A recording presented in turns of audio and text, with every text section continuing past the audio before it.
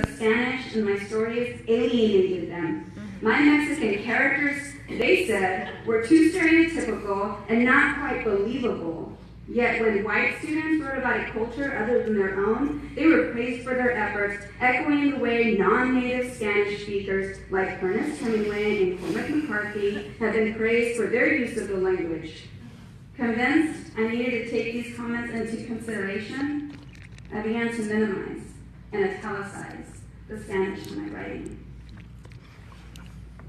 I began to assimilate, whitewashing my writing, even though I sought this MFA program in San Marcos in part because it is home to a sizable Mexican-American community. The campus hosts the annual Donante Vera Children's Book Awards, named after a Chicano author, poet, and educator who was born in Texas to migrant farm workers and worked in the fields as a young boy.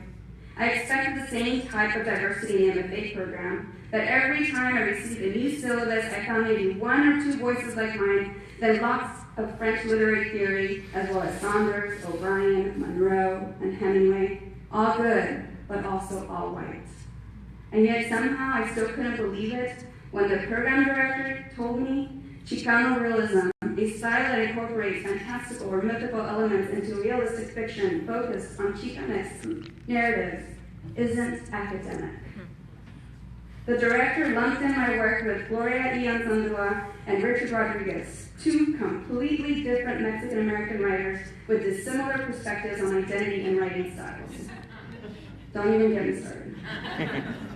The comparison of Ianzandua and Rodriguez to each other and then to my work was intellectually inappropriate, not to mention baffling.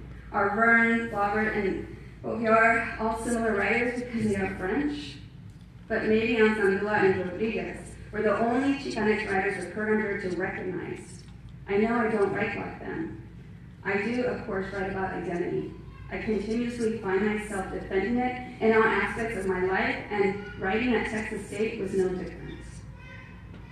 I couldn't escape the constant reminder that I had been marked by my own institution and my own peers as other. At an MFA bar gathering that still lingers in my memory, a white male student nonchalantly mentioned to Chicana peer that he thought writers should be selected on merit, so it shouldn't matter if the faculty was all whites.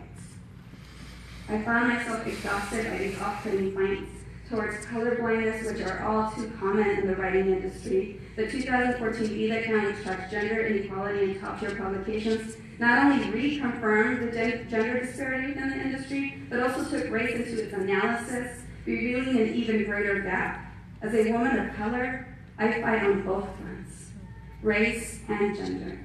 To suggest that whiteness uniquely succeeds on merit is to suggest, not all subtly, that writers of color are fundamentally less talented, less qualified, less than.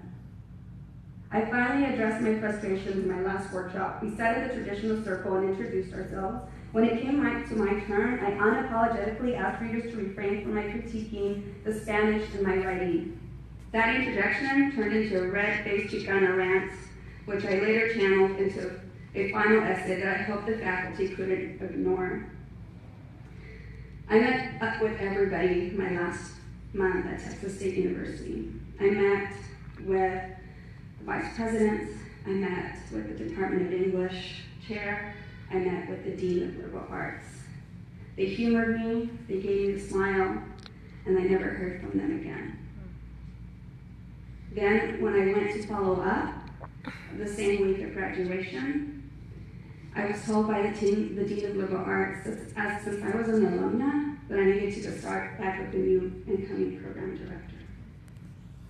That was 10 months ago. I never heard from any of them again.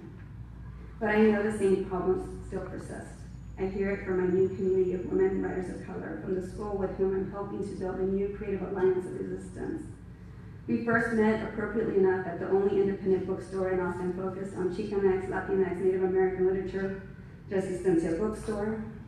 We met next to a mural depicting an indigenous warrior posed under a brick wall, a pierced heart and handcuffs, symbolizing colonization, cultural oppression, and incarceration. Together we search for literature that gives space for racialized communities of women who have been silenced by the colorblind whiteness of academia, of the mainstream publishing industry, of America itself. Resistente is filled with bold names like Castillo, Silco, Eldridge, Butler, and Davis, and a lot of you in this audience. We picked up a house of my own, sorry, I got confused with the first one. A house of my own, Sandra Cisneros' latest book. Someone remember that Texas State recently acquired her literary archives, yet none of us had read her while in the MFA program. On the next shelf, we found a collection by poets Lorian Guerrero, a Tejana who lives just 50 miles south of San Marcos. While getting my Texas State MFA, I never heard her name mingled with Hemingway and Monroe and O'Brien until I organized an event that brought her to the university's Whitworth collections in 2014, a year before they invited her. And it was specifically to counter the all-white or visiting writers list of my last year. I tell my fellow writers to push through, to write Spanish in any form they desire, to speak assertively in class. I tell them to continue to defy the notions of what is literary and white America. Hell, I still catch myself revising for workshop, doubting my use of Spanish when I get rejected and judging where to submit based on the ethnicity of the editor. But slowly, I'm beginning to decolonize my writing. I no longer feel I need to italicize my Spanish, justify my history, or pander to white readers who have so often seen me as an affirmative action case who shouldn't be seen or heard. At Texas State, things are changing, but slowly, too slowly. Recently, they had diversity talks in which were not considered part of the program. They were optional, so neither the core faculty or the students that really had the problem with other writers of color in the program actually attended.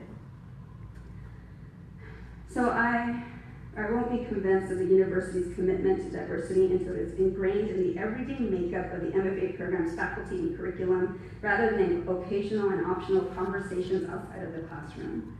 As for me, I know now, and especially after today, el español es parte de mi cultura, and my writing is too. One day my name will be in places far beyond that MFA program. Today, I enter a new space, to unite with familiar community, to remind everyone who will listen, and myself, we are writers too.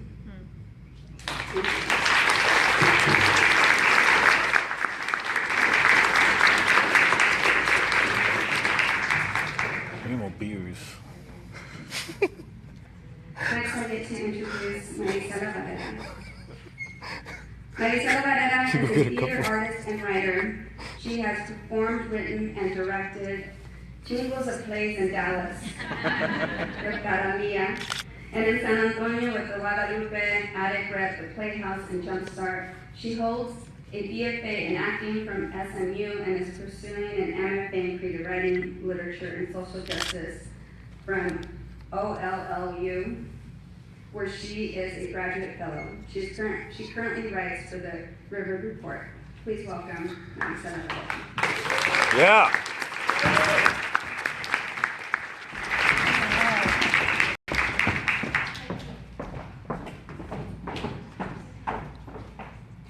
Los pinches beers. Well, this is funny. I have goosebumps. Okay, that doesn't happen to me. I'm a trained actor. No, it's like, actually, I always get a little goosebumpy, but this is sort of special tonight, so I appreciate you listening.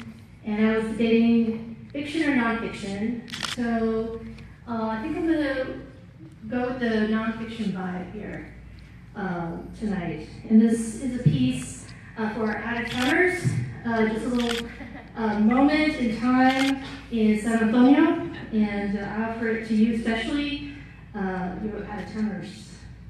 It's called Downtown Breakdown.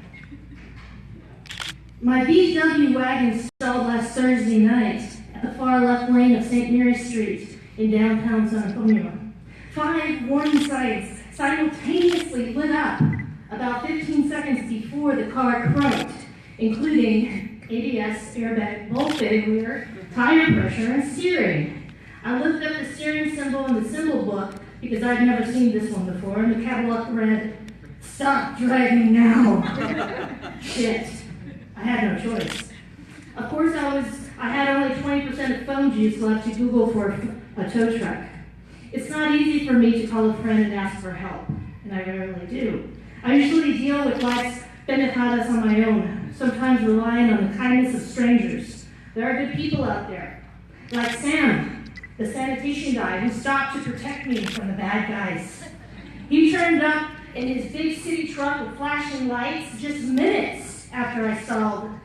I watched him approach my car through my rearview mirror with a Danny Trejo swagger. He wore a Cliff's city uniform and pomade hair. Mija! Need some help? He was only about maybe a few years older than me, maybe, but he still called me Mija. Sure, I said.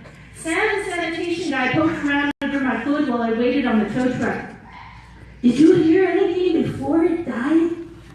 Yeah, I heard something like wheezing, I replied, wishing I was on Car Talk instead of being interrogated by Sam, the sanitation guy on St. Mary's Street. Like what? Sam asked while opening my hood. Well, it was sort of like this. Hey, I sounded like a burro with allergies.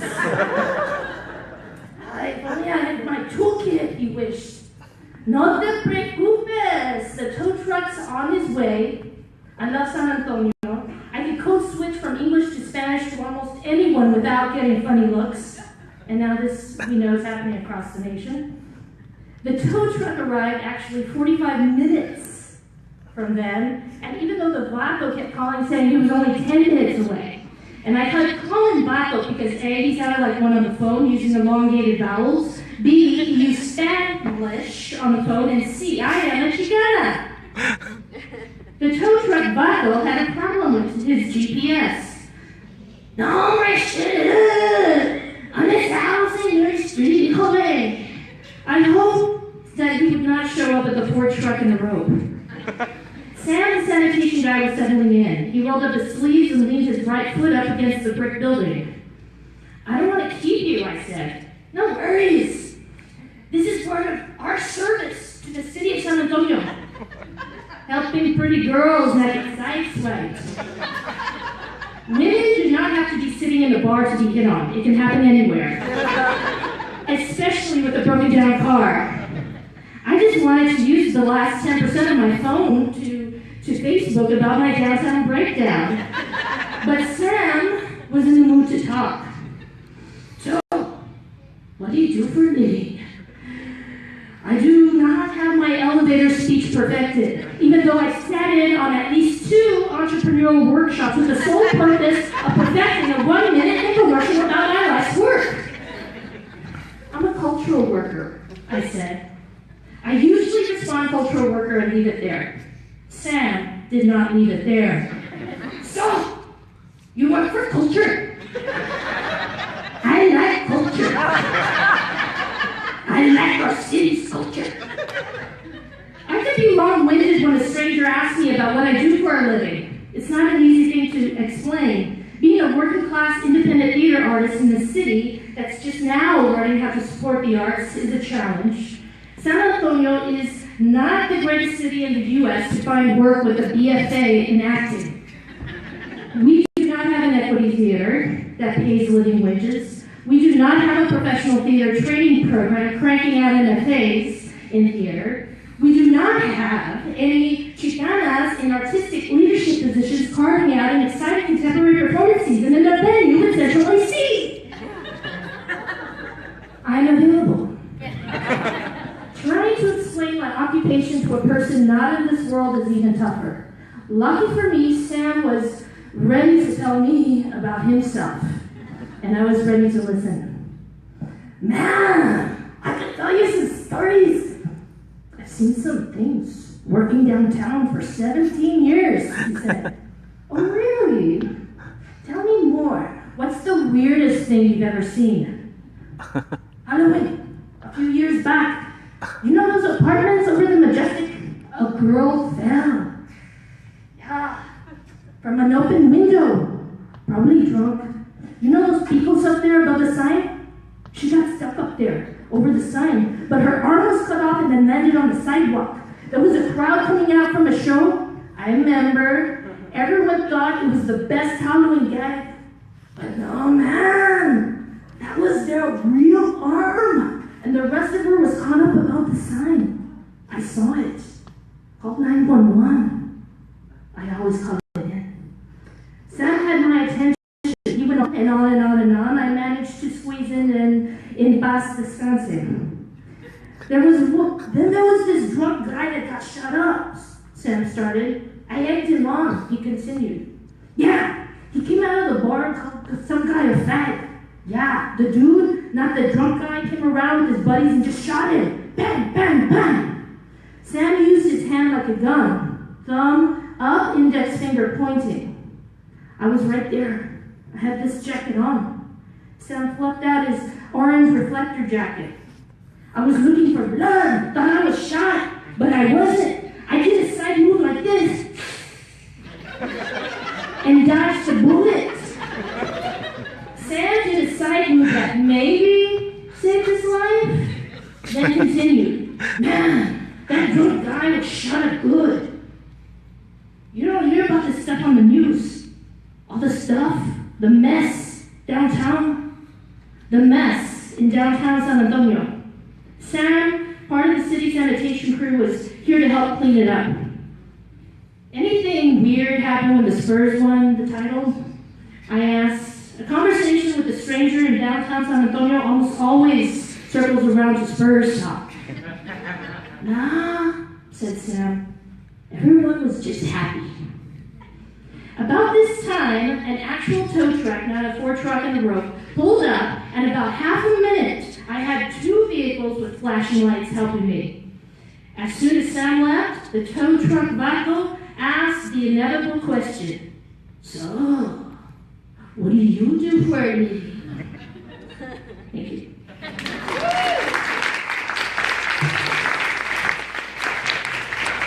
All right. Thank you all. I have the great privilege to introduce the next writer. We have Chen.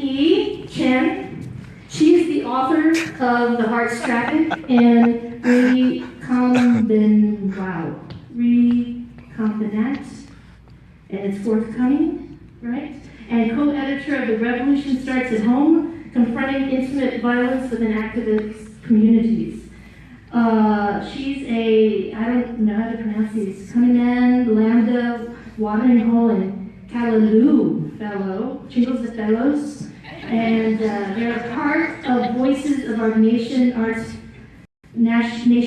Foundation, and she's also senior editor of the Conversant? The Conversant. All right, let's welcome Chen Yi.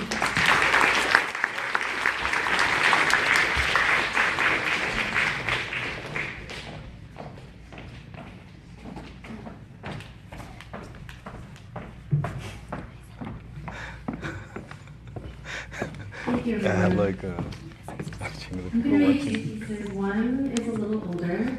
It's on the Heart's Traffic, and the other one will be newer. Fog. 1. To trick or put off a person with second-rate articles, lies, excuses, etc. I knew it was a bad word by the way Jenny hurled it, hitting me full in the face. Mrs. Washington wouldn't look at me. Instead, she ordered me to look it up. I told her it meant a small pocket in the front of a pair of trousers for carrying a watch, etc. Watch pocket, or short ribbon or chain attached to a watch and hanging out of such a pocket. She couldn't prove me wrong. It said so on page 547.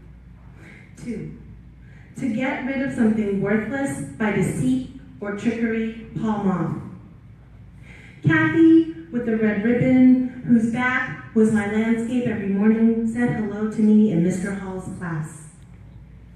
She asked me many questions. The word for hello, how to say pretty, egg, duck, good morning.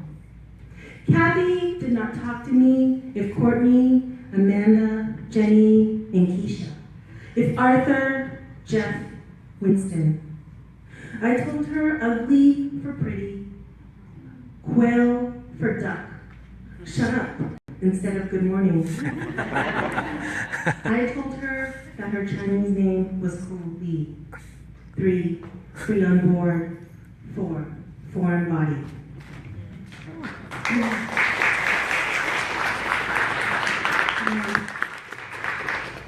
And then just a shorter poem. Shiny City Rummage. The city is made up of buttons. Pearly buttons, luminescent buttons, cranky buttons. Tiny buttons like teeth.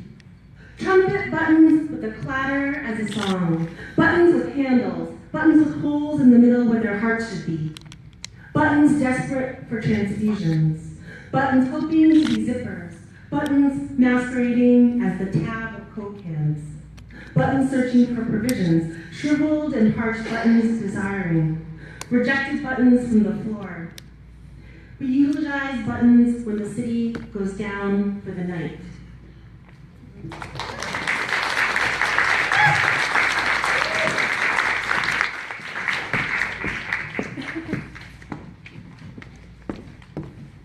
I'm so happy to introduce Rodney Gomez. Rodney's chapbooks are mouth filled with knife from Northwestern, spine from Newfound, and a short tablature of loss from Seven Kitchens Press.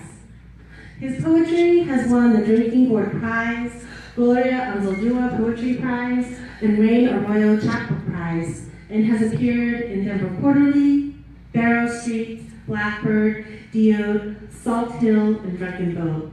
I'm so excited to hear Rodney's work. Rodney.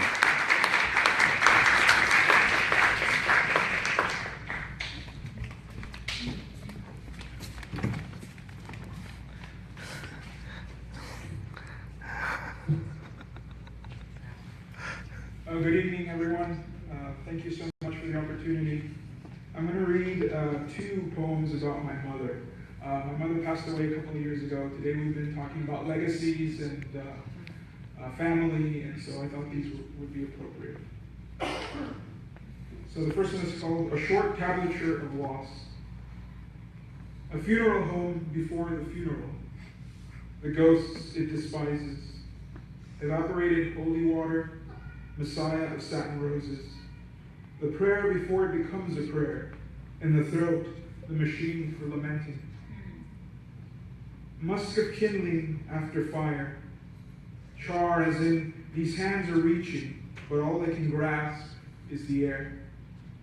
The road the hearse used to carry the body to the wormhole. A sling carrying a body with broken clocks. Taproot. My mother in her mainframe, captive to pipes, pumps, irrigation tubes. The spotlessness of her gown, immaculate hem of nurses' smocks. Wasping of night hours, invading morning, spreading tick-tock like spilled salt.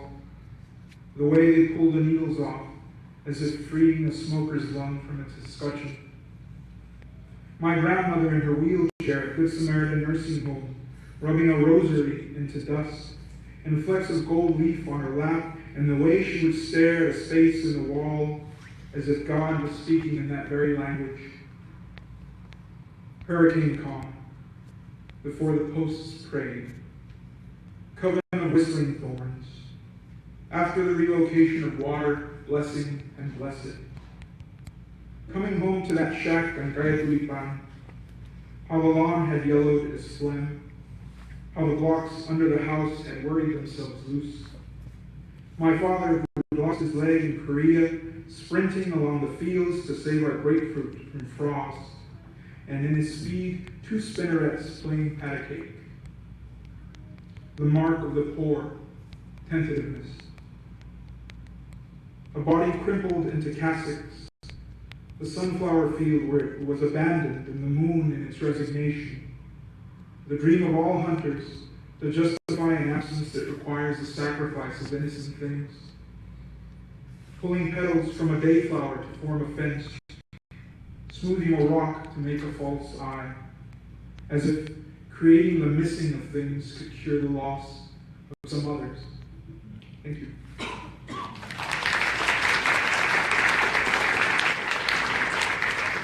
Valley Baptist. On the 6th floor, Valley Baptist gowns flap like bats. In the parking lot, a tonsured woman sips coffee, but no one sees how her soul escapes. If the doctors knew about trepanning, they'd get her out of the sun. At the pharmacy, a man is scratching his rear, still woozy from tramadol. He could just as easily sprout wings or a Gatling gun.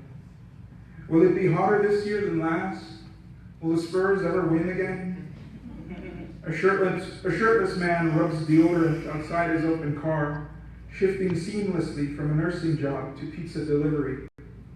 The arc of the woman with the luxury car about to plow him over can be charted on a long map. Drive perilous, enjoy a drink, avoid the brownest people. The fire alarm lets loose a barrage of yawns. Summer is coming. I miss my mother. Thank you. Yeah. Now it's my pleasure to introduce Cassandra Lopez. Is a Chicana and Californian Indian writer and educator who has received fellowships from Macondo and Jackstraw. She has been selected for residencies with the Santa Fe Art Institute, the School of Advanced Research, and Hedgebrook. Her chapbook, Where Bullet Breaks, was published by the Sequoia National Research Center, and her hybrid chapbook, After Bullet, is forthcoming from Yellow Chair Press. Get a She's beard, the dog. managing editor of As Us, a space for writers of the world, and she's executive editor at The Offbeat.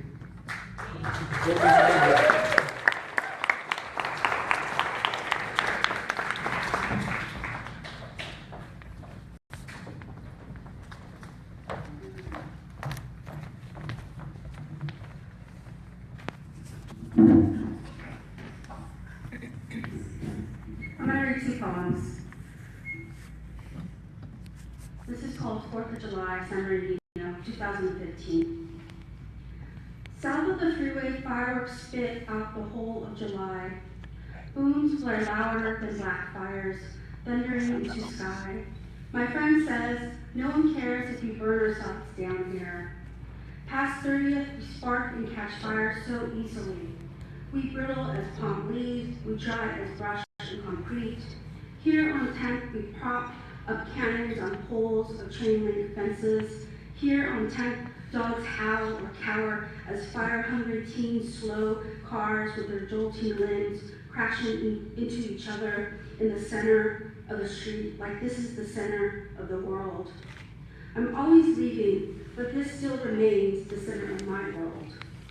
My sun center, hottest part of ache, my core of joy. Sometimes it is too much and I have to shield my vision, where I came easily. This is the concrete, asphalt, and chain link brother and I grew from. When brother tattooed the street into his arm, mother thought, now he will never leave. This was partial truth. This street, these numbers, had dug their way into his ruddy skin since birth. As a boy, before cell phones chirped, bugs buzzed or pinged, he called to his friends down the street with a high-pitched animal whistle. This is the way 10th City sings of lives undiagnosed of witness and hurt. Even the dogs learn this tune. It's been 4 years since brother's murder, and I ask myself, when will I be post-traumatic, post-guilt, post-disturbance, post-fireworks sounding only like fireworks? I try to enjoy youngest nephew's face as uncle wows him by lighting fireworks, puncturing open the night, marking 10th with smoke and light. Tonight, I only see faces bright with smiles and think nothing of flag or country. Yeah. Yeah. Okay, one more. Okay, this is called Recipe for Shame. When I was almost adult, family house was disrupted. We, already in mourning, near liquid grief, we ready to spill out into the pews of memory for grandfather. Newscasters did not warn us of this kind of destruction. Even the streets had been silent that bright Saturday, or maybe we should have guessed by the way the insects nestled in our ear. Doors would be broken, even though we were unlocked. Soon, there was a swat of green and blue, swat of shame, color us brown, color us red, order us to split ourselves open, raise our hands, demand receipt for every secret. We alternate between hanging of heads and huffs of spurts of anger. See the caution tape, do not cross. See other brother on his knees, through the front door, hands on his head. See him bow before gun and badge. Occupy this body, occupy this house. Gather evidence, find only a grandfather's unloaded shotgun and one marijuana plant. If you would have asked, we would have explained this remedy. How to soak it in alcohol, how to rub it against the aches, where the body feels most hurt. Your war on drugs reveals house is only a house. There is a pot cooking on the stove, and they open that too. A man ladled a spoon in our salted meat and spice. It warmed his tongue. He said, "You seem like good people." He asked for the recipe and received no answer. Woo! Damn. Oh, that was quite good. I mean, that was powerful. That's what I mean. Introducing Jasmine Mendez, who is an award-winning author, poet, and educator. She received her BA in English Literature and her ME in Curriculum and Instruction from the University of Houston.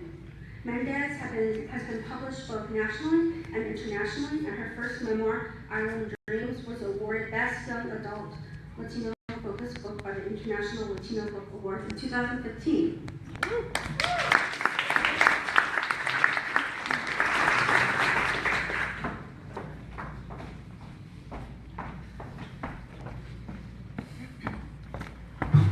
Hi, Cassandra. Good evening. I was literally still just deciding to read as I came up here, so I'm just going to go with what I got. Some new things that I've been writing based on the news and life.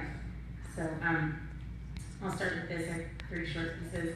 When I think of Dallas, I tense my fists around imaginary mangoes, ready to fight while I sleep. On the phone with mommy, I signal her attention like a gunshot. Tell your son to be careful. If he gets stopped by the cops, he needs to listen. Tell his insolent wife to stay quiet. She has a bad habit of wanting to get in the way. Drive-through line at the pharmacy. The solid heat of Houston, coconut oil in my skin slips when I touch it. Fingers on the steering wheel fold into prayer, my gut clutched as I see him. HPD parked in front of me. Who can I ask for help? Texting back and forth, my best friend isn't on social media, closed her accounts long ago. I want to know how she's doing because she just gave birth to a little black boy and has already lost enough sleep.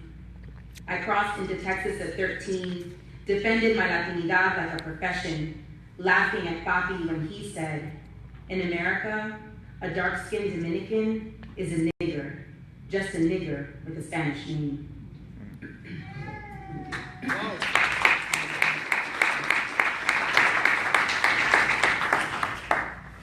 Hand-washed cold with light colors.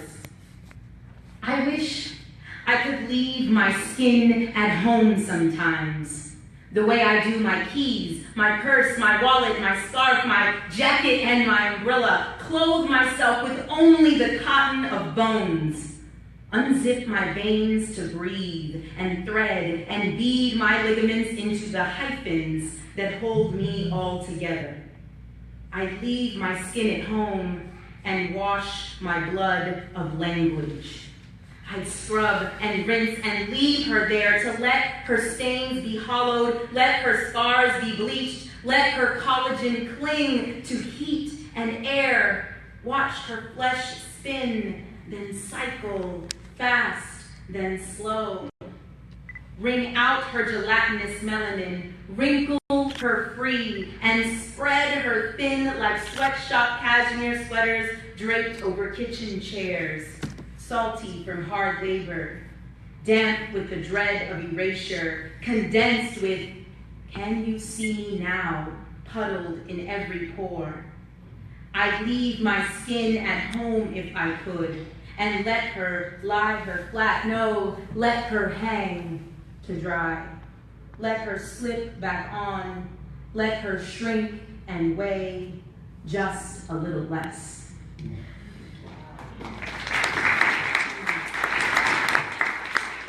And last one I dedicate mostly to my husband, but to the Afro-Latinos that Lupe. live in Texas. Lupe. Well, just listen. Frijochuelas.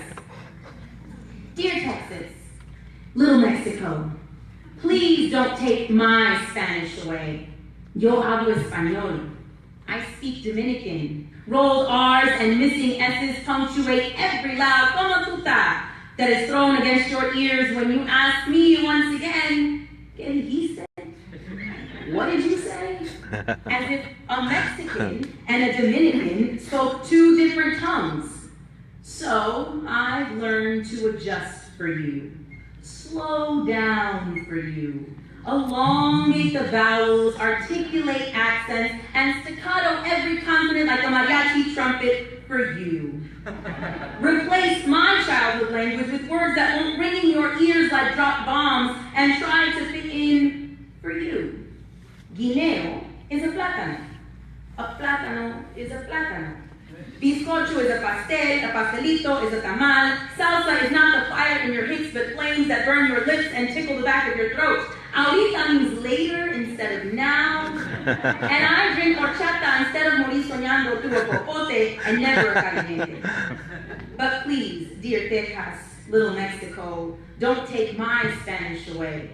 Because it echoes in my teeth like the last thump-thump of conga drums and a merengue. Because it bounces in the mouth like a bachata and not a bolero. Because the words bubble on my tongue like a steaming sancocho on a sweltering summer day and make me feel full. Jargon like guachimon, zapacon, and pojina melt around my gums and sit like impacted wisdom teeth I refuse to extract. But you spoon feed me pinche elotes, sopapillas, and grasas that collect like unwanted cavities. When all I want is maíz, yaniqueques, y un maldito frío to brush my teeth with. This Spanish is the legacy of my grandfather, the conversations I will remember with my grandmother, and the only estate my Mexican children will ever inherit. Because their abuelita Rosario will cook arroz con habichuelas and call it kindness, and their Mexican grandpa Mendez will stuff frijoles in a tortilla and call it love, while their father and I will invent a new, decolonized virgin language, put it in a pot, name them frijochuelas, and call it home.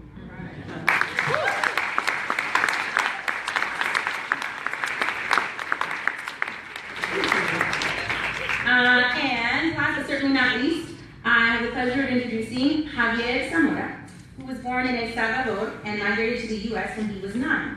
He is a 2016-2018 Wallace Stegner Fellow and holds fellowships from Campo Mundo, Colgate University, McDowell, the National Endowment for the Arts, and Yadam.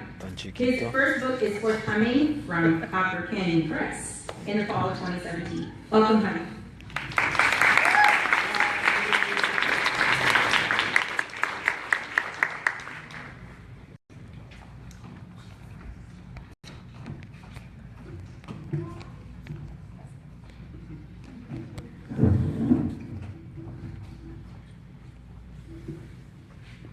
Running.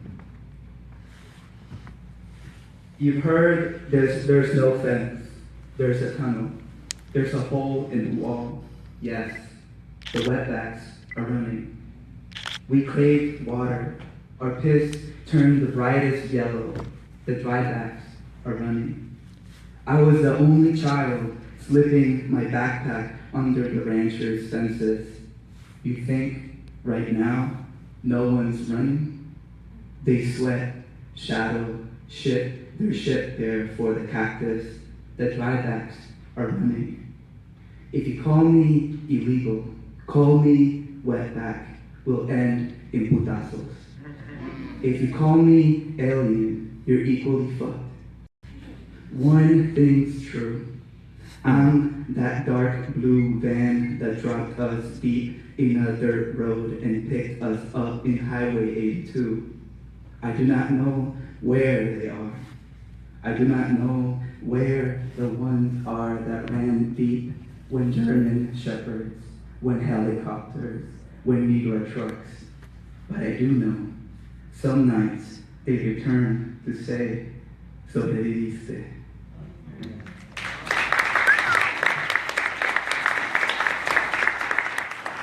And it's truly an honor to be here, and thank you everybody and for doing the work that all of you do, and hope to build familia with all of you.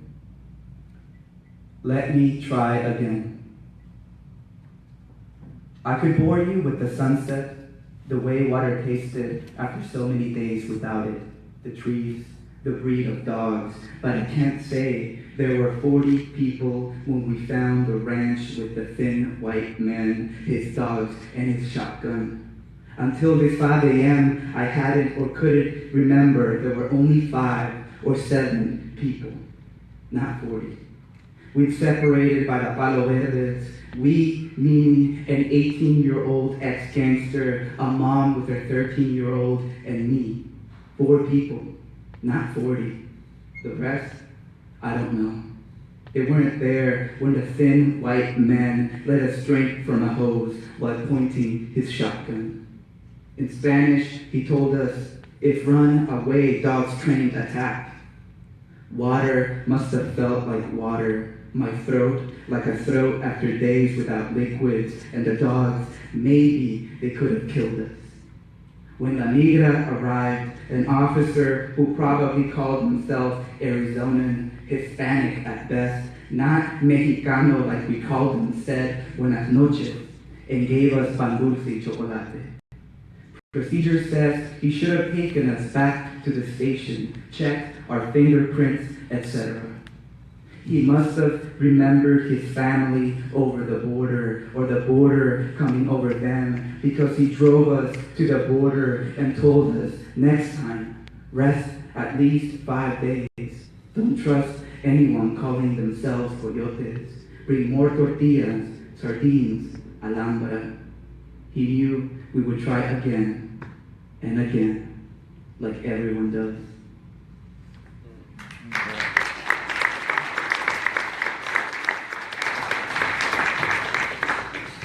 Instructions for my funeral. Don't burn me in no steel furnace. Burn me in Abuelita's garden. Wrap me in blue, white, and blue. A la mierda patriotism. Douse me in the cheapest gin. Whatever you do, don't judge my home. Cut my bones with a machete till I'm fine as dust. Wrap my pito in the pennies of the wives, daughters, and grandchildren of presidents, so I dream of Pisad. Please, no priests, no crosses, no flowers. Steal a flask and stash me inside. Blast music, dress to impress. Please be drunk, miss work, y pisen otra vez. Bust out the drums, the army strums. Bust out the guitars, guerrilleros strum, and listen to the war inside. Please, no American mierdas. Carouse the procession dancing to the pier. Moor me in a motorboat, de veras, que sea una lancha, driven by a 9-year-old son of a fisherman. Scud to the center of the Estero de Jaltepec. Read como tú and toss pieces of bread as the motorboat circles. Open the flask, so I'm breathed, so I'm bread, so I'm drunk. Then forget me and let me drift. Yeah.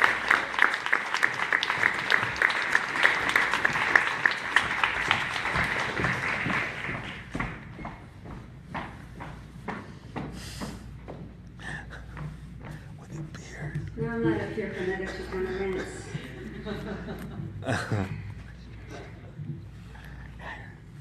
Okay, when Lorianne initially asked me to introduce Alex Espinosa, I believed I said yes before she finished the sentence.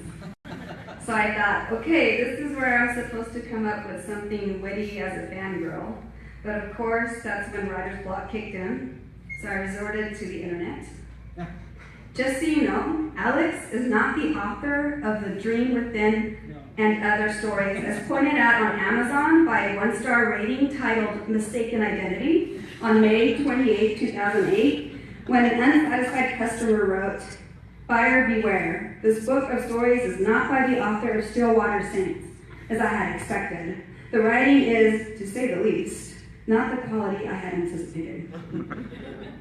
Nor is he, Alex Espinosa, known as DJ Android Lex, CEO of King Meat Company, artist for Junie Supernova Records, owner of Jody's Boxing Club, or Bay Area DJ on Twitter. But after laughing at that for a minute or two, my wisdom kicked in. I didn't need to resort to Google to find an admirable anecdote. You see, Alex actually contacted me virtually when I was going through my MFA angst. It was his empathy that encouraged me to seek Macondo. We didn't know each other in person yet. He made me want to be near him, to be near writers like me, to be near gente who, like him, are able to mentor with just a few words. Alex, I don't know if you remember, but we exchanged words over the mythical Facebook, which I will paraphrase simply to avoid dipping into too much chisme. These are the words he shared. I'm striving to breed a culture where diversity is encoded in the DNA of the pedagogy, where dissident voices have the chance to be heard, read, and recognized. Soon after those words, I made a point to learn a lot more about him. Alex Espinosa was born in Tijuana, Mexico, to parents from the state of Michoacan and raised in suburban Los Angeles. In high school and afterwards, he worked a series of retail jobs selling everything from eggs and milk to used appliances, custom furniture, rock t-shirts, and body jewelry. After graduating from the University of California, Riverside, he went on to earn an MFA from UC Irvine's program in writing. His first novel, Stillwater Saints, was published by Random House in 2007. His second novel, The 5 Acts of Diego Leon, was published by Random House in 2013. Alex's work has appeared in several anthologies and journals, including the New York Times Sunday Magazine, the Los Angeles Times, Quisache, the Southern California Review, on NPR's All Things Considered, and as part of the historic Chicano chapbook series. He has also reviewed books for the Los Angeles Times, the American Book Review, and NPR. His awards include a 2014 Fellowship in Prose from the National Endowment for the Arts and the 2014 American Book Award from the Before Columbus Foundation for the 5 Acts of Diego Leon.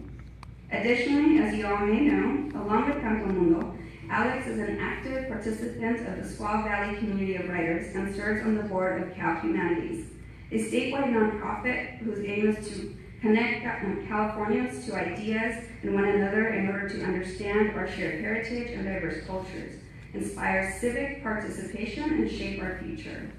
Currently, Alex is visiting associate professor and director of the bilingual MFA in creative writing, creative media at California State University, Los Angeles. Please welcome Alex Espinosa.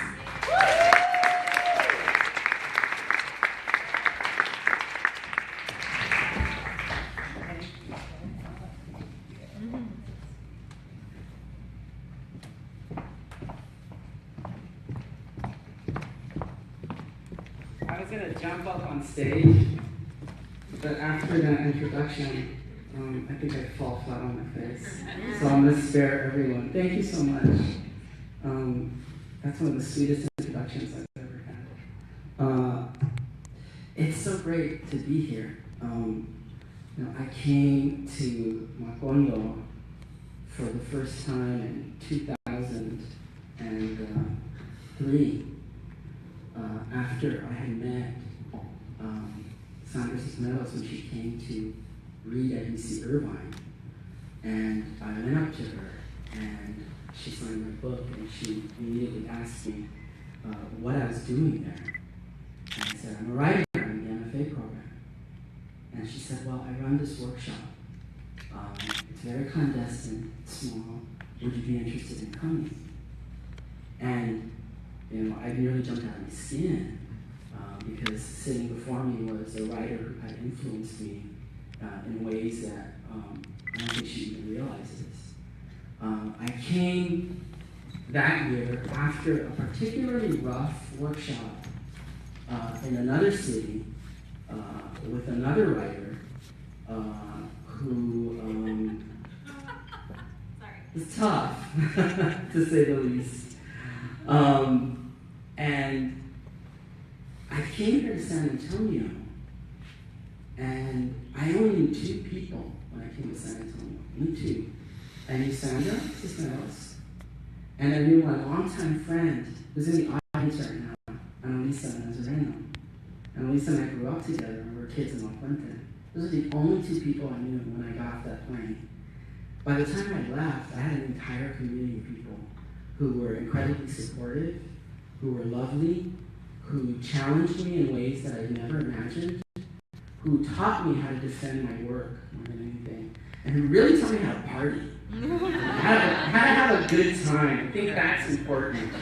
And we spent many long nights waxing philosophical around, the patio of candlelight, smoking cigarettes, and it was kind of strange because Macondo was always what I sort of imagined what my MFA program at Irvine was supposed to be like, but I had to come to Macondo to experience the true nature and aim of the writing community, which is to love one another, to respect one another, to challenge each other, and to be bold and fearful. The last time I was here was in 2008. And it's really funny because I remember sitting in my living room in Fresno. I had just moved to Fresno. And Jackie Cuevas and I, another Macondista, were going to teach the first-year group. And we were talking on the phone of my new rental in Fresno, and it was really hot, and I was surrounded by boxes.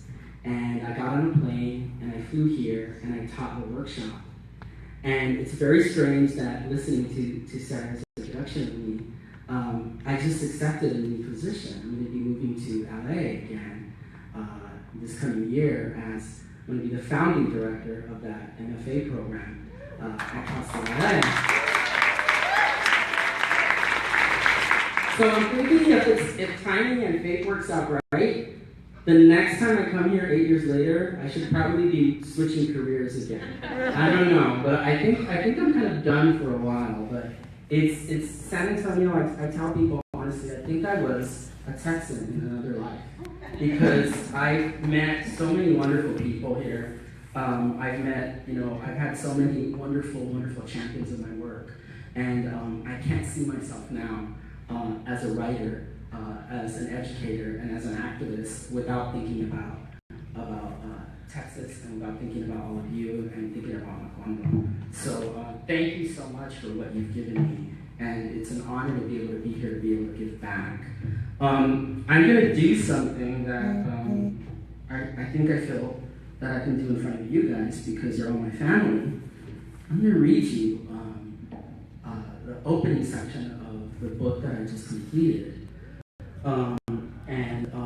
What you need to know about this is a story about a family of men who are luchadores. I've been spending a lot of time researching lucha libre, which has been really fun. The narrator of this section is Freddie. His father, Ernesto, was a really famous luchador in Mexico. And his father is basically falling apart and dying.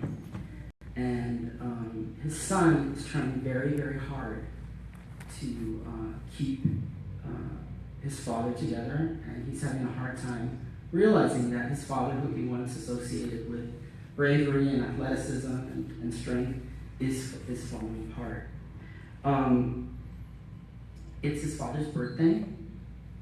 Freddie and his wife have just gone over to help him celebrate, and they have a cake. And they come to find out that his father has set a palm tree in the backyard on fire. And I think that's all you need to know. His wife is named Jackie. This is just after the intro. The flames are growing now. They're a rich red color, and I can feel the warmth on my hands and arms. I try not to, but I imagine my childhood home being consumed by all that smoke. My family's history reduced to piles of soot. Across the lawn, my wife is leading a group of firemen into the yard. Behind them are 2 EMTs wheeling a gurney. At the sight of this, my father suddenly flips out. I grip his arm tight, and that's when he balls up his fist and punches me in the face. His aim's precise, and the hit lands on me with so much force that I lose balance and fall down on the wet grass. I'm on my back, and the spiky palm fronds above me are all lit up now, roaring, brilliant, and terrifying, whipping in the wind like large, fiery lassos against a clear blue sky. So blue it looks iridescent. No ripples tearing across its surface. There is only sky, vast and wide with possibility. And in that moment, an image of my father comes to mind. It's a photograph, a very old one taken just before I was born. In it, he's a different person than the old man who is here right now, running around the backyard, shouting curses at the EMTs, taking swings at them with one of my old aluminum bats.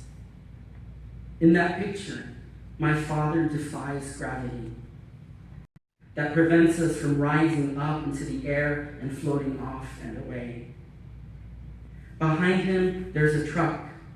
The sides banged up and dented, the paint chipped and flaking away.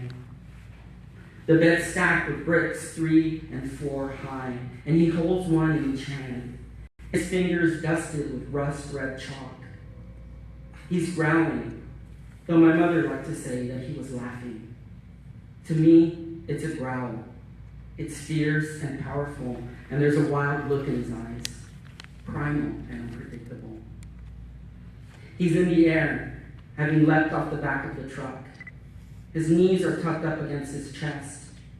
Whoever took the photo managed to snap it at the right angle so that it looks like he's suspended, not hurtling back down to the ground, but floating.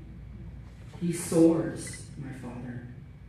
He's superhuman, something straight out of a comic book. And I've memorized every detail of that photo.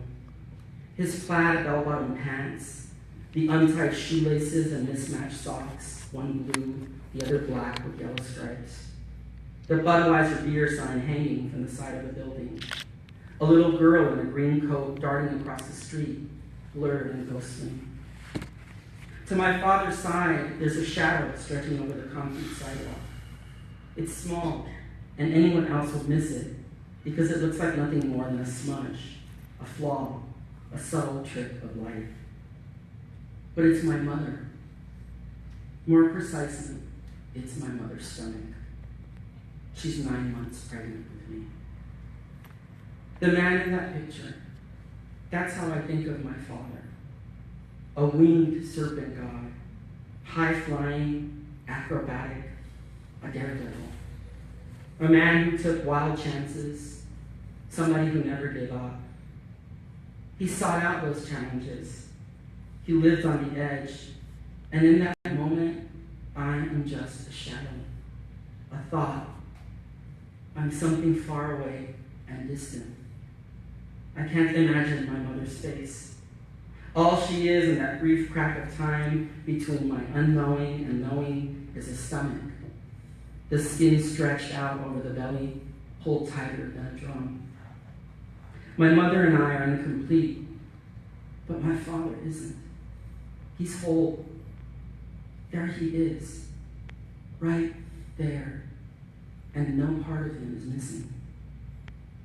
This is the memory of him that I hold close to me, that I always have.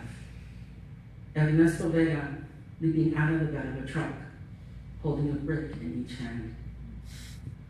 But now, things are different because he's falling apart, my father. He's wasting away before my very eyes. And try as I might, there's nothing I can do to stop it. I can't save him. I can't save any of us anymore. Thank you.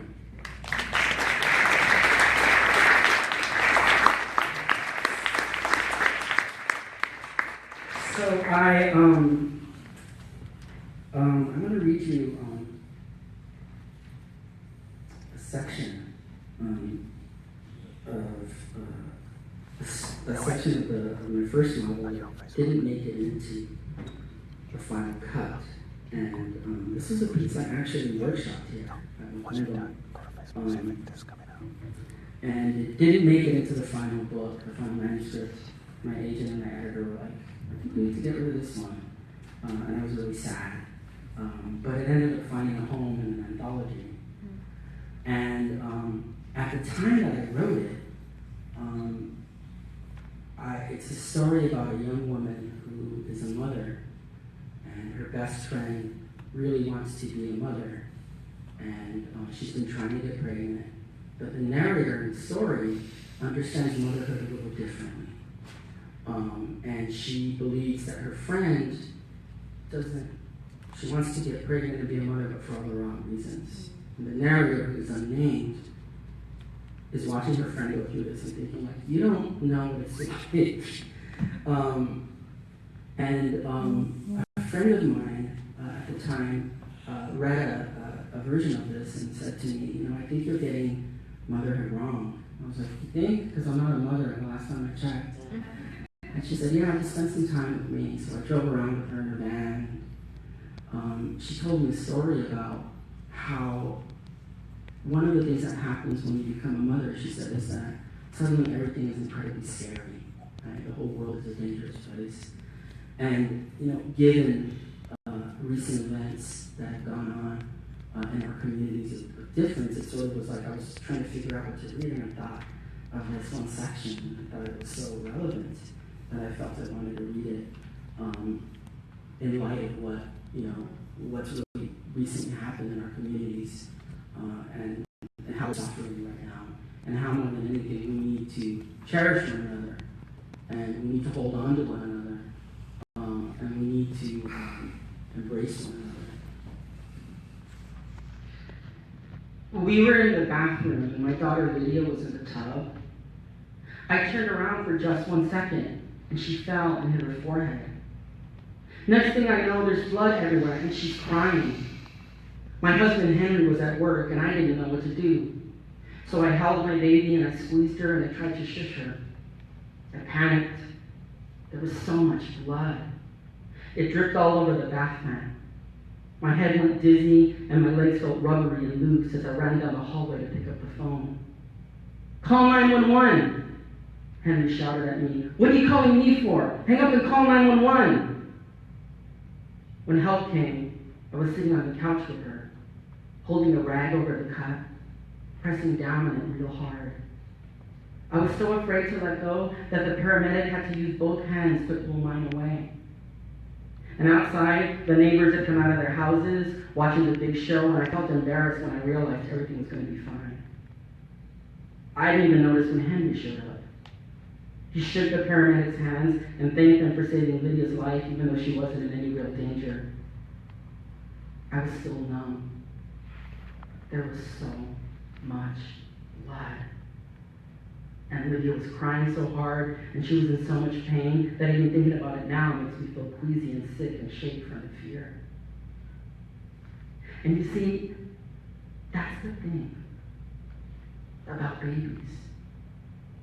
You can't always be there watching. Even if you're in the same room, standing only a few feet away.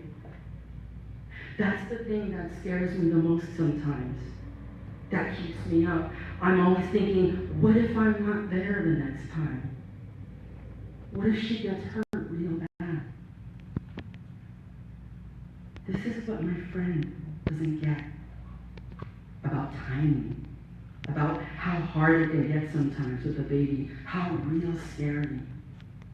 That it ain't all about getting attention and making your mom feel good and giving her reason to brag to her old lady friends about being your grandma. When you have a kid, everything spins out of control. And you gotta let it, and you gotta ride it out.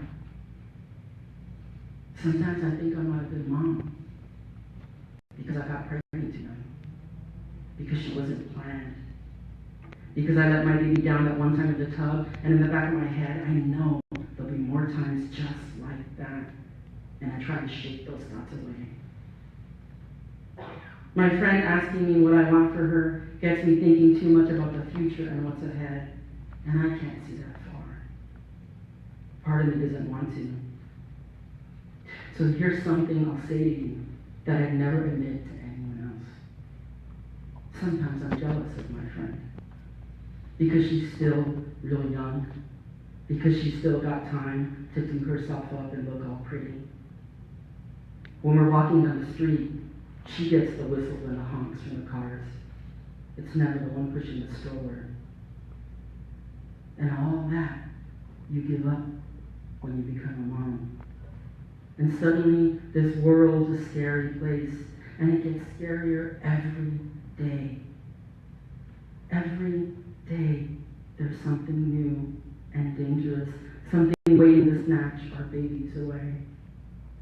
A fall in the bathtub, an infection, fists, needles, semi-automatics, a war in a country so far away. All of that's real simple and quick around these streets. Ain't it?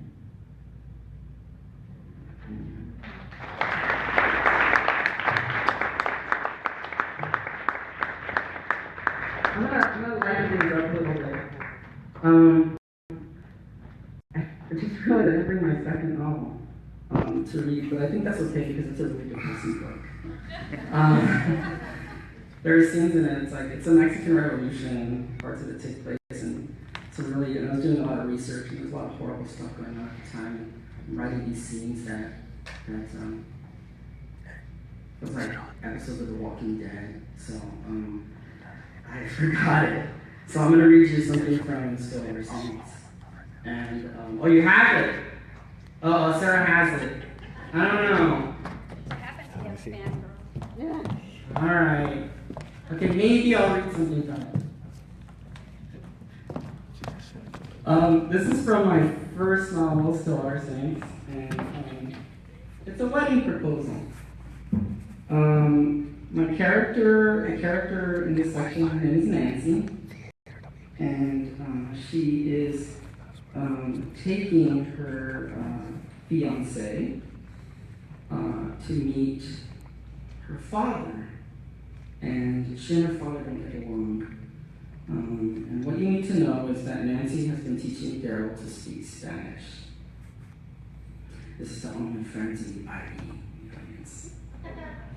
This takes place in Victor. We drove there in Daryl's car, and when we were about an hour outside of Santa Barbara, he said, "I've been having some real fun with you the last year, you know that?" Fun? I turned to him. Is that all it's been to you? Fun? I didn't mean it's only been fun. I mean, well, it's been fun and really great. I began to worry that he was breaking up with me. I hope what we have is more than just fun, I said. He cleared his throat and drummed his fingers against his leg. You're having more than just fun when you're in love with someone, I said, and I smiled. Ah, you in love with me? He asked. Like you couldn't tell? I said. He shrugged his shoulders, he relaxed, and he tried to play it nice and cool. Maybe, he said, maybe not. Maybe I just wanted to hear you say it. A few hours later, we stopped for gas at an AM/PM in Victorville. And from the car, I watched as he stood in line with bottles of water, bags of Dorito, and soft-serve ice cream drizzled with those chocolate jimmies. He walked over and handed me the food, and when the tank was full, he came around the car to my side and opened the door. My fingertips were coated with fake nacho cheese when he kissed them. Mi amor. He said it perfectly, and it made me proud. From his pants pocket, it produced a small box. Round oil stains coated the concrete, but he still got down on one knee. A youth authority van full of boys with crew cuts and in baggy orange jumpsuits pulled up to the gas pump next to us, and a guard in a uniform got out. "I'll be damned," he said, and he gave Daryl an approving nod.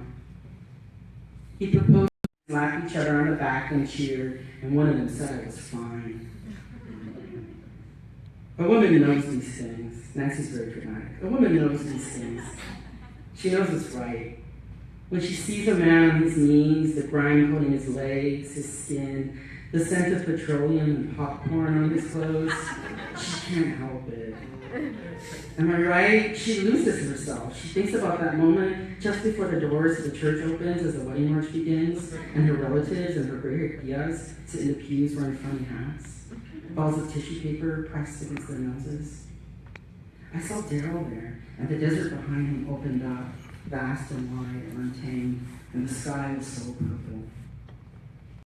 Everything stopped like it did that night at the beach when we first kissed. And all I could think of was how much I loved this man. "What do you say?" he asked.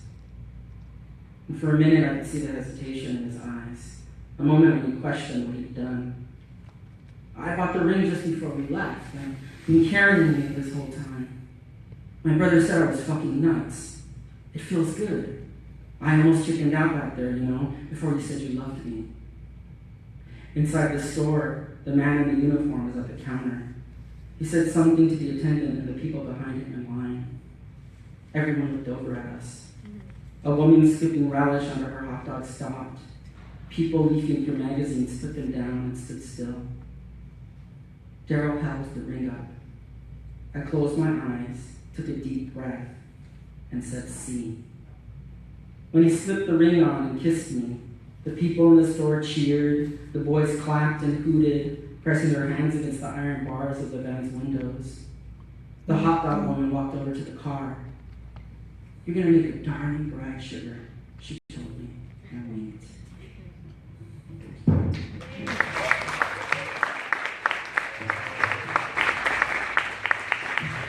Okay, so I have an excuse, so I'm going to read you a very, very, very short section of my first book. I'll read you the intro, and then I'm going to read you a final short section from my manuscript that I've been working on, and we'll call it a night. My second novel was about a young man who leaves Mexico during the 20s and ends up in Hollywood as an actor for a fictional film studio. And when it opens, it's February of 1911, and he's watching his father, who has decided to join a band of revolutionaries who have come into the town seeking support for the war, fighting against Porfirio Diaz and his dictatorship. So this is February 1911. Years later, Diego would remember the lit torches, the shadows wrapping across crumbling walls and stone buildings, the glowing faces of women clutching crucifixes, and the cheers of the old men as they raised withered fists in the air the night the revolution came to San Antonio. It's not this San Antonio. Most of all, though, he would remember the feel of his father's hands around the dirt and grit beneath his fingernails when he reached out to touch Diego for the last time. "If I die out there," he said, with no fear or pity or passion in his voice, "you will be the last Leon. You alone will carry on our name." Diego was proud of his father, but he didn't want him to go. Without his father, who would plow a ditch around the field to protect it from flooding? Who would teach him when to plant corn? How would Diego learn these things now? His mother, clutching her husband's arm, pleaded for him to stay. "Let the others go," she said. "We need you here. Can't you think of your son? Can't you think of me?" The other men were already on their horses, some of them shouting, "Death to Diaz! Long live the revolution!" Of Diaz, Diego knew only this. He was the president of the country, and he was very rich. And when people talked about him, they spat on the ground, they cursed his name, and they called him a devil. They said he ruled Mexico for a long time and had taken everything away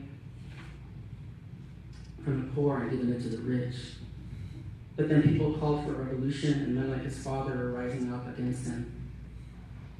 As they made their way out of town, their cries mixed with the sound of hooves clopping down the town's only paved road. And the women tossed bundles of food wrapped in flour sacks at the soldiers as they paraded by. And they caught these, and they tied them to their saddles, cheering and firing their guns in the air. The loud cracks echoed through the street, and the horses whinnied and shook their manes. Luis Vara, whom the others called El Barriga because of his large belly, whipped his horse's flanks, and the animal galloped toward the rest of the troop. He turned and shouted his father's name, said something about marrying a city woman, and told him it was time to go. Diego clung to his mother's skirt and looked at his father, hoping he might not listen. When he broke away from Diego's mother, she let out a cry. He watched his father put on his hat, and his face was stoic, almost expressionless. He mounted his mare, and the horse snorted and neighed, puffs of white mist blowing out from its damp nostrils. And seeing him coming, the troop took off once again, and the people waved goodbye from the sagging doorways of their shacks. And just before he disappeared around the bend, Diego's father turned and saluted him. But his mother didn't see. She had already turned away. And in that moment, just as his father rode off into that darkness and violence which knew no beginning and knew no end, Diego Leon was only a boy. He knew nothing of the world then. He couldn't understand why men like his father, men like the one he himself would one day become, were always forced to make these choices, always forced to make sacrifices that shaped destinies and altered lives forever. Because he was just a child. He couldn't imagine the many faces he would be called to wear, or the name by which he would be known and remembered. Not his birth name, not his father's name, but a false name. Thank you. I think I already released the present. So I'm going to close with this short section, which is from this novel that I've been working on. Freddie's father is dying, and Freddie is in his late 40s, and he's had to quit his job and go back to wrestling to make ends meet. Well, he was fired, and his wife is in her 40s and pregnant and working at a fast food restaurant. So their lives have taken a turn for the worse, and they're sort of wondering how it is that they've gotten the situation that they're in. Freddie's estranged son comes to visit his father and his grandfather who's dying, and his son has taken his father's lucha libre mask that was in a case. He broke the case open and he brought the mask to give it to his grandfather because he knows he's dying. I think that's all you need to know. This I'd like to dedicate to all of my queer brothers in the audience, because sometimes we miss our fathers too, and sometimes we need a hug from them. Nausea. That's what my father complained about first. He eats very little. He loses more weight, and his back starts hurting. All those hard years of labor and wrestling, we think. Then he turns very gaunt and pale, and his skin takes on the color and look of old yellow sheets of paper. Jaundice, Jackie says, looking it up on the computer at work. It's called jaundice. After a few days of nausea, days of not eating, complaining about his back aching and pain in his stomach, we take him to the doctor. There are blood tests, x-rays, and an ultrasound. Maybe he's pregnant, Jackie says as we sit in the waiting room. I laugh. Yeah, I say, maybe he's pregnant. Everything turns up inconclusive though. Nothing's wrong. Gallstones, they say. It's likely gallstones. Yeah, we say, it's gallstones. We say it to each other over and over again. A few days later, a biopsy is performed. They go in, they look around, They pick out a sample of his tissue, and they find a cancer that's been slowly developing, silent and unseen, in the pancreas, hiding right there between the stomach and the spine. The doctor speaks to us in a clear and concise voice, like someone giving instructions on how to defuse a bomb. Her name is Emily Chen. This organ inside of us, this pancreas, produces two things, she says: enzymes to help us digest food and insulin.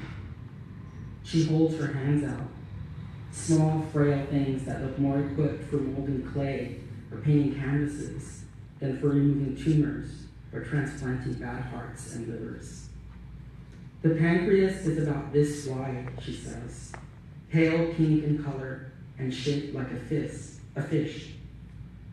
I think about the pieces of salmon I ordered from the butcher back in high school when I was stoned and had gone grocery shopping with my sister Mercy and my father.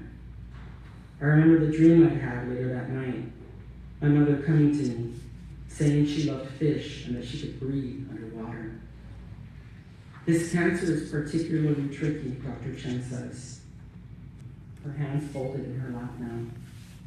She wears bright green scrubs and Nike tennis shoes. Because the pancreas is hidden, we usually don't discover the disease cells until they've metastasized and affected nearby organs. In your father's case, it's spread to his liver, which explains the jaundice and the nausea, and to the nerves along his spine, and this is why his back is hurting. Usually by this point, it's too late to do anything.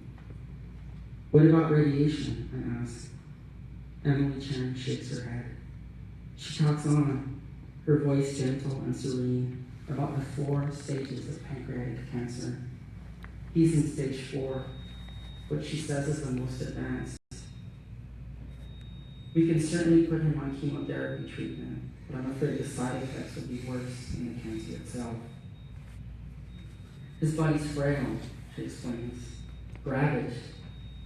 He's thin and weak, pumping him full of poison to eradicate the cancer growing and spreading inside of him will be just more bad, if not worse, than treating the symptoms and letting him go without pain.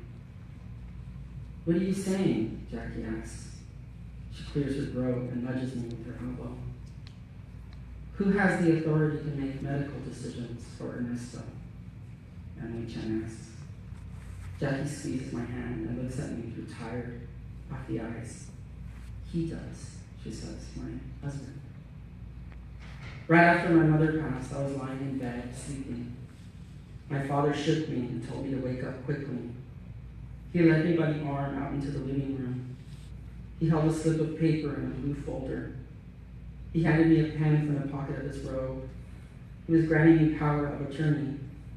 I'm going to be too weak and feeble-minded to make my own choices, he said. I leave it all to you. I didn't want to, but he insisted. Threatened me if I didn't sign.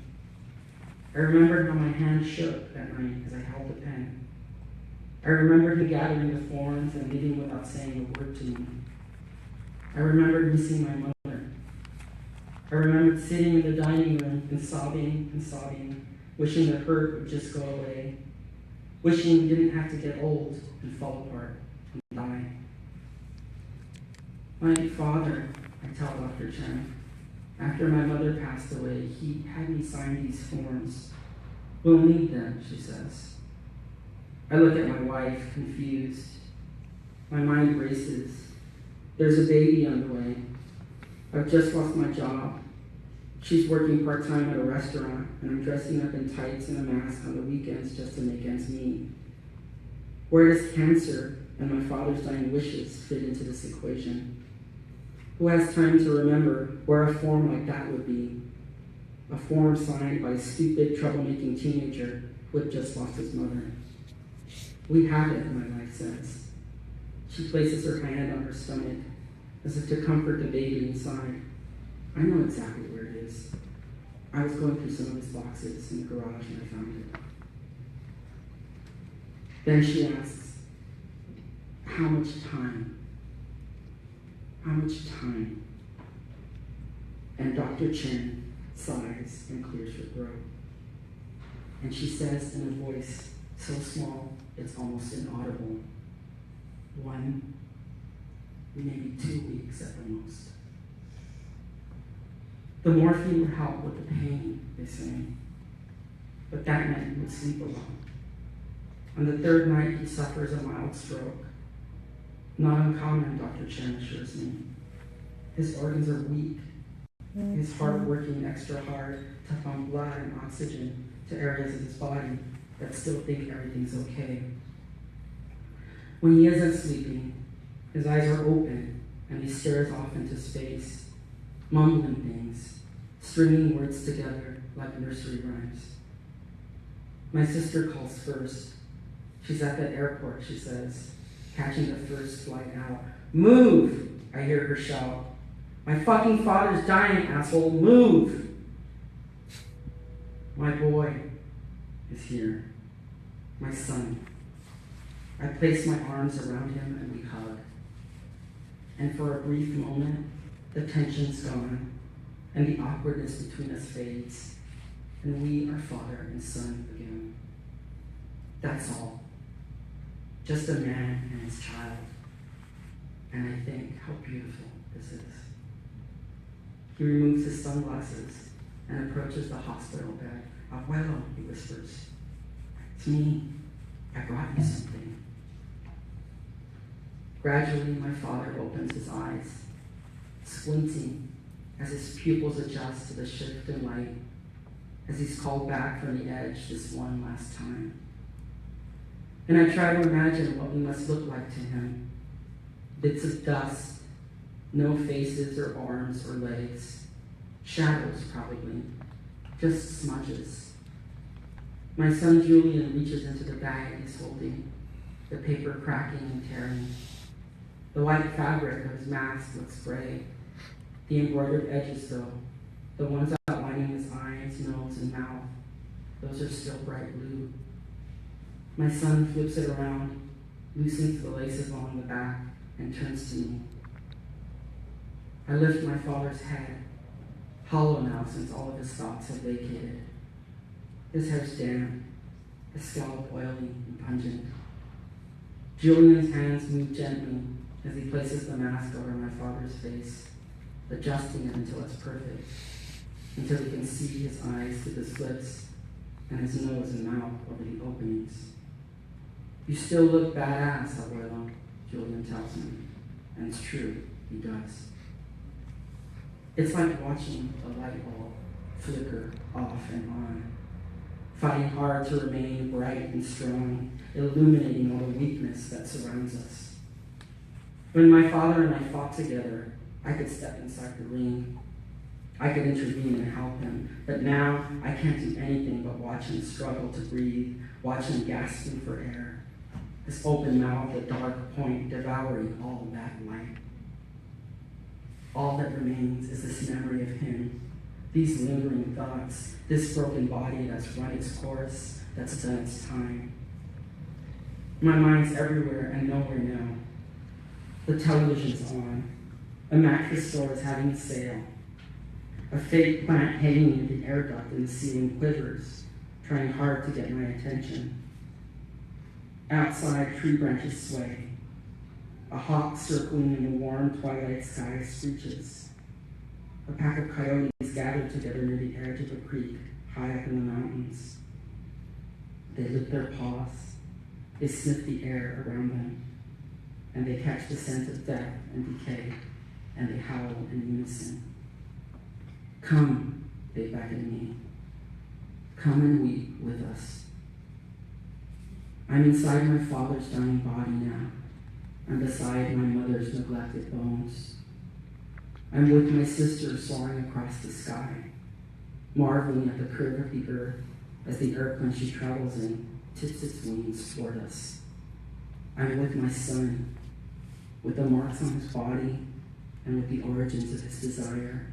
And I know my soul is still tethered to his, refusing to let go, even though I have failed him. I'm with my wife, my face pressed against the warmth of her neck, my arms wrapped tightly around her waist, because I can never be anything more than just a man. I'm with my unborn baby, swimming inside my wife's womb. Her cells multiplying and growing as her body forms. And I whisper to her through the liquid air, please listen, my daughter. Remember this. You must never, ever forget. And this is how we leave the world, my children. And this is how we enter it. Fighting. Always, always fighting. Thank you so much.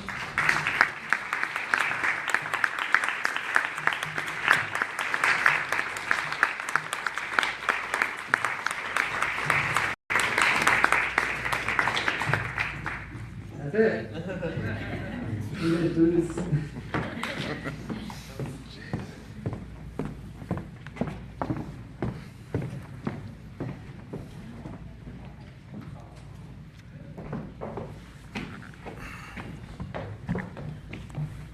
That's it, I know it's said. Thank you all so much for being here. I'm overwhelmed with love and your presence, and so thank you for being here. I also want to thank Resistencia Books for coming all the way from Austin to be here with us. We do have books for sale Who's going to the bar? by our readers, and I'm sure our authors are happy to sign. Come back tomorrow. Timsy Hernandez will be reading with some more Macondo. And I think that's it. Have a wonderful evening. And Macondo, we'll see you in the morning.